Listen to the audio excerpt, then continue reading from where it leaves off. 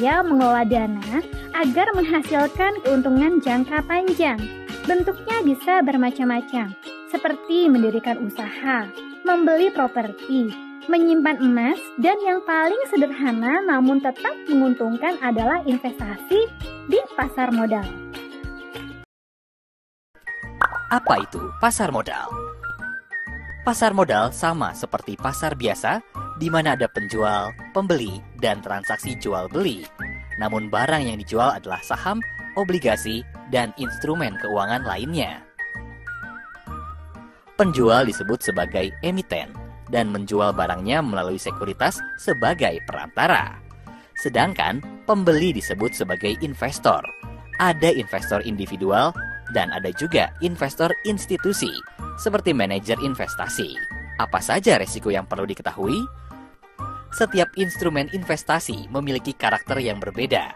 Ada instrumen dengan resiko rendah dan ada yang resiko tinggi. Uang tunai memiliki resiko modal yang rendah, namun resiko inflasi yang tinggi.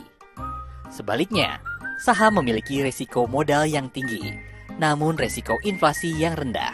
Di usia 20 sampai dengan 50 tahun, rata-rata orang mampu mengambil resiko lebih tinggi, sehingga jenis aset yang diinvestasikan adalah aset dengan resiko modal yang tinggi.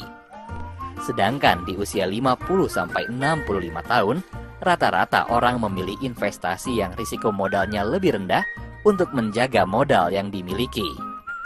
Ketika usia 65 tahun ke atas, rata-rata orang memilih investasi yang risiko modalnya paling rendah, namun risiko inflasi menjadi jauh lebih tinggi.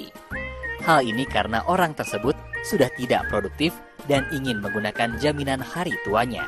Penting juga untuk mengetahui risiko dari sudut horizon investasi kita. Apabila Riko ingin membeli motor dalam horizon 1 tahun mendatang, maka Riko sebaiknya memilih kelas aset liquid. Apabila Riko ingin membeli mobil dalam horizon 5 tahun mendatang, Riko sebaiknya memilih kelas aset pendapatan tetap. Sedangkan apabila ingin membeli rumah dalam horizon 10 tahun mendatang, Riko sebaiknya memilih kelas aset ekuitas. Setelah kita tahu berbagai risiko yang ada, kini saatnya untuk membeli instrumen investasi yang sesuai. Bagaimana cara bertransaksi di pasar modal? Untuk membeli produk pasar modal seperti saham maupun obligasi, bisa melalui perusahaan sekuritas yang bertindak sebagai perantara, atau juga bisa ke bank-bank yang menjual. Selain itu, kita juga bisa membeli ke manajer investasi.